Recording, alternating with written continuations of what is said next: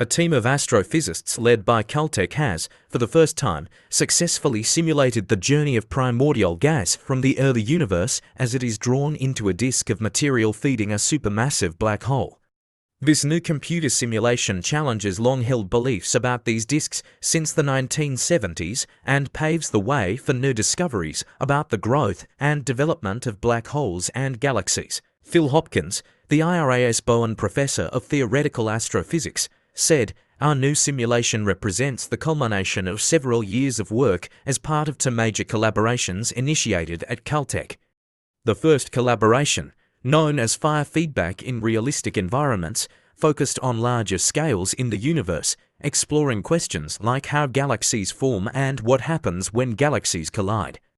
The other, called STARFORGE, was designed to examine much smaller scales, including how stars form within individual gas clouds. However, there was a significant gap between these two scales," Hopkins explains.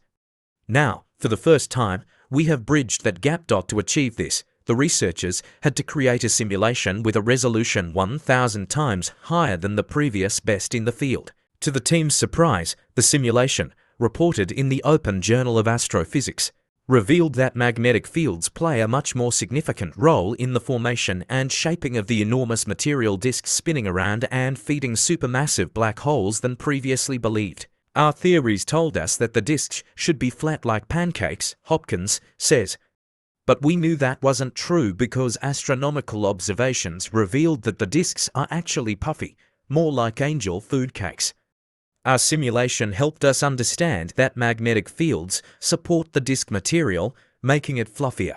In the new simulation, researchers performed what they call superzoom on a single supermassive black hole, a massive object found at the hearts of many galaxies, including our Milky Way. These greedy, mysterious objects have masses ranging from thousands to billions of times that of the Sun and thus have a tremendous impact on anything that comes near them. Astronomers have known for decades that gas and dust pulled in by the immense gravity of these black holes are not immediately swallowed. Instead, the material first forms a rapidly spinning disk called an accretion disk. Just before falling into the black hole, this material emits vast amounts of energy, shining with a brightness unmatched by anything else in the universe.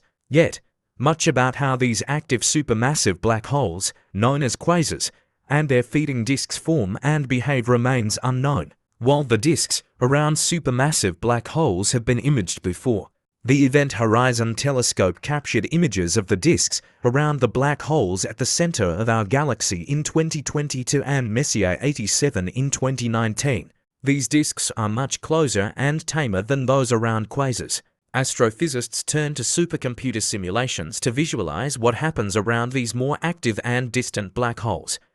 They input knowledge about the physics at work in these galactic environments, from the fundamental equations governing gravity to the handling of dark matter and stars, into thousands of computer processes running in parallel. These inputs include numerous algorithms or sets of instructions for the computers to follow in recreating complex events.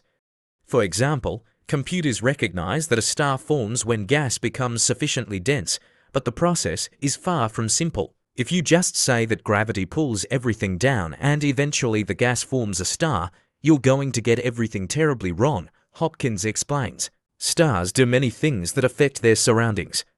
They emit radiation that can heat or push away surrounding gas.